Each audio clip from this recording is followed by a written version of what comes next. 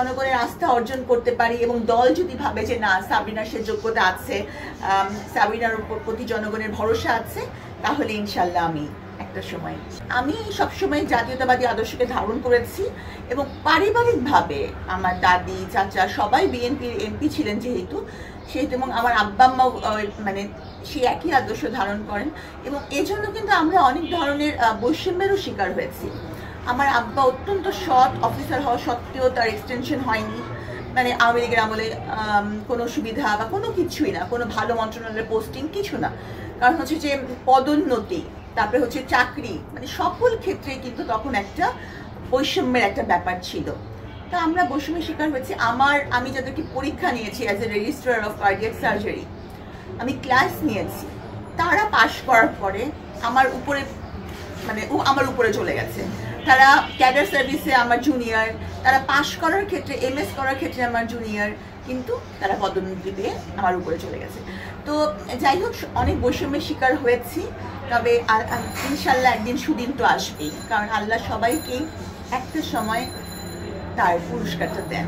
যেহেতু আপনি জাতীয়তাবাদী আদর্শে বিশ্বাসী বললেন বা ধারণ করেন, সেই ক্ষেত্রে আপনি কি কোনো আসন বা কোনো কিছুতে এমপি নির্বাচন আসবেন?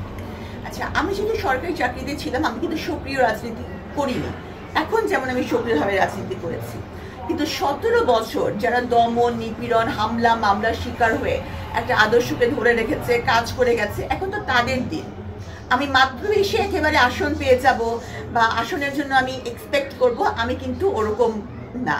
হ্যাঁ, আমার মনে হয় যে যারা মানে এতদিন পর্যন্ত যারা বেশি ত্যাগ স্বীকার করেছে তাদেরই উচিত ফ্রন্ট লাইনে আসা।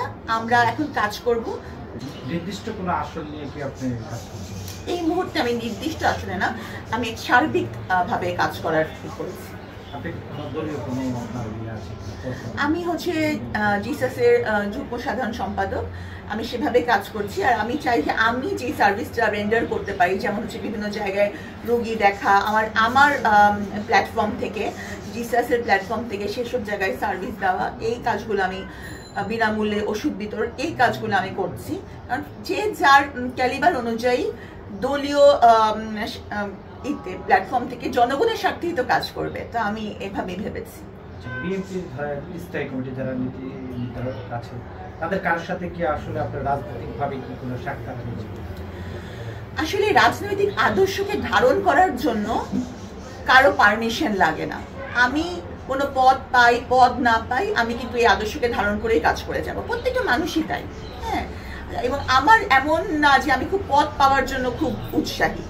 হ্যাঁ, তাহলে কিন্তু আমি আগেও অনেক কিছু মানে পদের জন্য কাজ করতে পারতাম। আমি আপাতত আমার মেইন ফোকাসটা হচ্ছে কিন্তু জনগণের কাছাকাছি পৌঁছানো, সেটা চিকিৎসা সেবার মাধ্যমে হোক, রাজনৈতিক কর্মকাণ্ডের মাধ্যমে হোক, এবং সবচেয়ে বেশি এখন যেটা আমার ফোকাস, লেখার মাধ্যমে। আমি যতটুকু ট্রোলের শিকার হই সেটা হচ্ছে সামাজিক যোগাযোগ মাধ্যমে, কিন্তু বাস্তব জীবনে সামনাসামনি আল্লাহর রহমতে কোনো দিন এমন হয়নি যে কেউ আমাকে আমার এমন কোনো কথা বলেছে যেটাকে আমাকে নিজেকে ট্রোলড হয়েছে মনে হবে। এবং আমি যেখানে গিয়েছি মানুষের সম্মান এবং ভালোবাসা পেয়েছি। সাইবার বুলিং, যেহেতু সাইবার বুলিং শিকার আছে, এটা নিয়ে আসলে আপনি কি বলছেন যারা আপনাকে এটা আছে? আমার যেটা মনে হয় যে আমি মনে হয় বাংলাদেশের সবচেয়ে বেশি মূল্য দিয়েছি এই ভাইরাল শব্দটির, বা আমাকে নিয়ে বোধহয় বাংলাদেশের প্রথম এতটা নির্বিচারে এতটা অপপ্রচার চালানো হয়েছে। কিন্তু দেখেন যে আজও মানে আমি আপনাদের সামনে বক্তব্য দিচ্ছি এই জন্যই যে মানুষ আমাকে দেখছে, মানুষ আমার কথা শুনছে। নাহলে সাবরিনা কে? সাবরিনা কোনো মিডিয়া পার্সন না, সাবরিনা কোনো মুভি করে নাই, সাবরিনা কোনো রাজনৈতিক ব্যক্তিত্ব মানে বিশাল বড় ব্যক্তিত্ব না, কিছুই কিন্তু সাবরিনা না।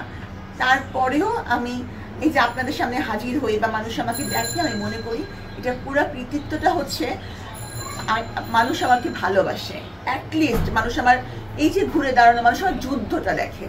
হ্যাঁ, একটা সাধারণ মানুষ যার উপর কোনো একটা ক্ষমতার ছিল না, হ্যাঁ, ক্ষমতাধর কোনো কারো একটা ছায়া ছিল না, কোনো টাকার জোর ছিল না, হ্যাঁ, কোনো পেশি শক্তি ছিল না।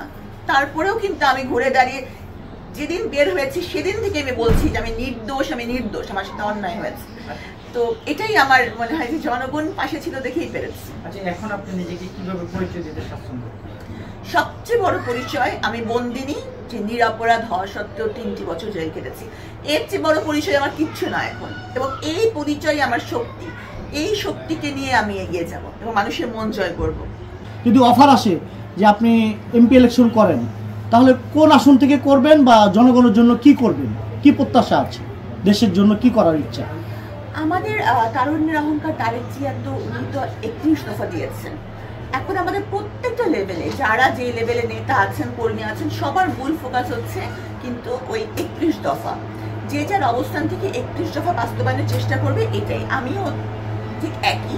আমি আমার যে ফোকাসগুলো আমি দিয়েছি, এবং সবচেয়ে বড় হচ্ছে যে আইনের শাসন প্রতিষ্ঠা। কারণ আইন হচ্ছে যে আমার ক্ষমতা নাই, এজন্য আইন আমার জন্য একরকম, আর তার ক্ষমতা আছে সে জেলেই যাবে না, এটা হতে পারে না। কারো ক্ষমতা আছে সে 7 দিনের জামিন পেয়ে যাবে, আর সাবরিনার ক্ষমতা নাই, সাবরিনার প্রতারণা মামলা 3 বছর জেলেই থাকবে। এই যে বৈষম্য, এইটা দূর করতে হবে, যাতে মানুষ কোথাও আশ্রয় না পেলে ওই একটা জায়গায় আশ্রয় পাচ্ছে না, আদালতে গিয়ে আমি ন্যায় বিচার পাবো।